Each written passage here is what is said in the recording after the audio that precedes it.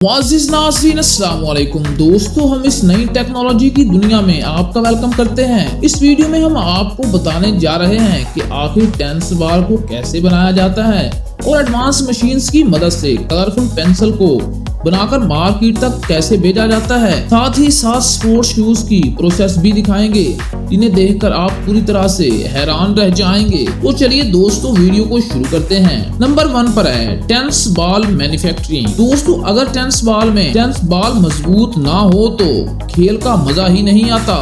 खेल में खिलाड़ियों का पूरा फोकस इस बॉल पर ही होता है, इसलिए इसकी मैन्युफैक्चरिंग का सही तरीके से किया जाना भी बहुत जरूरी है। इसलिए बॉल को स्पीड और इसके मटेरियल को ध्यान में रखकर इसकी मैन्युफैक्चरिंग की जाती है और इसको एक्सपीरियंस वाले वर्कर से ही बनवाया जाता है। अब बात करते हैं इसकी मेकिंग की। दोस्तों, टेनिस बॉल को बनाने के लिए नेचुरल प्लास्टिक के सूखे पाउडर को लिया जाता है। इसके बाद पाउडर का गाढ़ा मिक्सचर तैयार किया जाता है।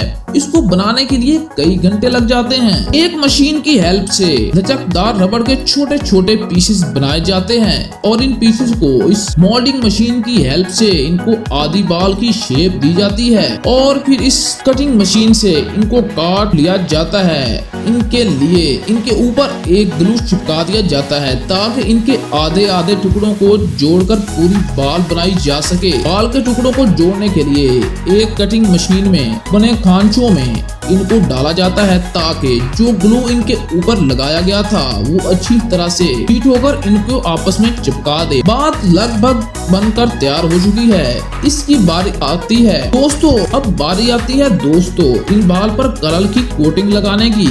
कोटिंग के लिए एक हाई डेंसिटी वाला फाइबर लिया जाता है। दोस्तों, ये फाइबर पेड़ों की ऊन और नैलॉन से बनाया जाता है। इसके बाद इस मशीन से इसको छोटे छोटे टुकड़ों में काटा जाता है और फिर इन टुकड़ों को इस ऑटोमेटिक मशीन से इन बाल्स के ऊपर चिपका दिया जाता है। अब एक बार फिर से इन बाल्स को इस हीटिंग मशीन के खांचों में रखा जाता है, जहाँ कॉन शेप के फाइबर के छोटे छोटे टुकड़ों को हीट देकर चिपकाया जाता है।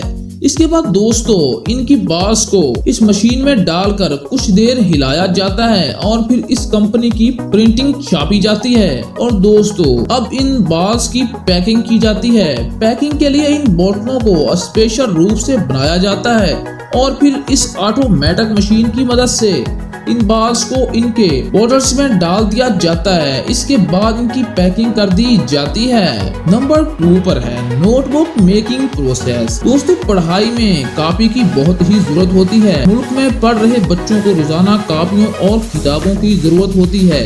ऐसे में हम आपको बताने जा रहे हैं कि आखिर कॉपियों को बनाया कैसे जाता है। दोस्तों, इन कॉपियों को बनाने के लिए बहुत ही एडवांस टेक्नोलॉजी से बनाई गई मशीनों का इस्तेमाल किया जाता है, जिनमें डाइमिंग मशीन, कटिंग मशीन और स्टैम्पिंग मशीन, कई तरह की मशीनें आपस में मिलकर जुड़ी होती हैं। आप देख सकते हैं कि व्हाइट पेज को मूव करने के लिए अलग मशीन हैं और साथ ही साथ इनको कलर मूव करने वाली अलग मशीन हैं। अलग अलग मशीनों से पेजेस को और कवर्स को आपस में बाइंड किया जाता है। साथ ही पंचिंग मशीन से इन्हें पंच भी कर दिया जाता है। फिर इन मशीन्स की मदद से इन पर राइटिंग और प्रिंटिंग वगैरह कर दी जाती है। आगे की तरफ मूव किया जाता है। इसके बाद दोस्तों कटिंग मशीन से काट कर इन कॉपीज को शेप में लाया जाता है और फिर इनको डायरेक्ट मार्केट में पहुंचा दिया जाता है। नंबर 3 पर है पेंसिल मेकिंग प्रोसेस। दोस्तों, पेंसिल का यूज तो हम बचपन से ही करते चले आ रहे हैं, लेकिन क्या आपने कभी सोचा है कि इसे आखिर फैक्ट्री में बनाया कैसे जाता है? तो आइए जान लेते हैं कि पेंसिल बनाने से पहले पेंसिल में मौजूद पहले निब को बनाया कैसे जाता है। इनको बनाने के लिए ग्रेफाइट और क्ले व्हाइट को बराबर मिकदार में लेकर मिक्सिंग मशीन में मिक्स किया जाता है। जब मिक्सर तैयार हो जाता है तो इनको इन मशीनों में डाला जाता है। इन मशीनों की मदद से पतली पतली स्टिक्स बनकर तैयार हो जाती हैं। फिर इन स्टिक्स को इन लोहे के डिब्बों में रखकर एक खास टेम्परेचर पर हीट दी जाती है ताकि ये मजबूत हो जाएं। फिर इन डब्बियों को निकालकर इन पर मोम का पानी डालकर इनको ठंडा किया जाता है। इसके बाद दोस्तों इन स्टिक्स के लिए लकड़ी के कवर तैयार किए जाते हैं। कवर्स बनाने के लिए लकड़ी के लंबे लंबे टुकड़ों को इन मशीन के साथ अटैच कर दिया जाता है और वहीं इस मशीन में ये रोलर इनको पतली पतली डंडियों में काट देते हैं। फिर इसके बाद बनाए गए अलग अलग कलर को स्टिक इनमें एक के ऊपर एक रखकर चिपका दिया जाता है। इसके बाद बारी आती है लकड़ी की इन कवर्स पर प्रिंट करने की। कलर के लिए इन अलग अलग लिक्विड को मशीन के इस एक बर्तन में डाल दिया जाता है। दूसरी तरफ इन पेंसिल पर नीचे की तरफ पेंट होकर खुद ब खुद निकलती रहती है। दोस्तों पेंसिल तो बनकर तैयार हो चुकी है।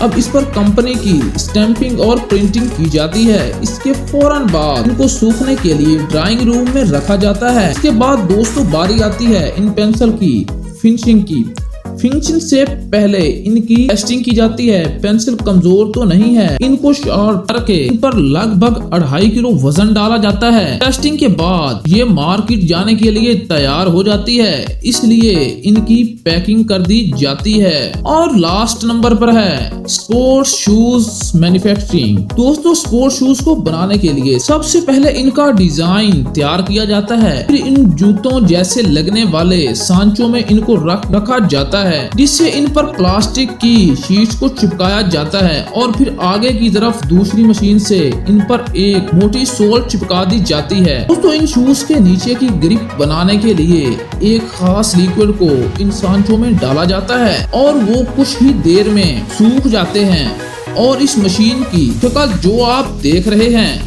शूज के नीचे की ग्रिप जैसा लगता है, जिससे ग्रिप आसानी से बनाई जा सकती है। और फिर एक राउंडिंग मशीन की मदद से शूज की ग्रिप को चिपका दिया जाता है। जब ये ग्रिप अच्छे से चिपक जाती है तो इसकी अजाफी मटेरियल को काट लिया जाता है और इनको आगे ट्रांसफर कर दिया जाता है, जहां वर्कर्स इनको डब्बों में डालकर पैक कर देते हैं, जहां से इनमें कंपनी की स्टैंपिंग करके आगे सप्लाई कर दिया जाता है। दोस्तों अगर आपको हमारी वीडियो अच्छी लगी हो तो एक लाइक जरूर कर दें और सब्सक्राइब भी कर लें, ताकि आने वाली हर नई वीडियो आप तक आसानी से पहुंच सके।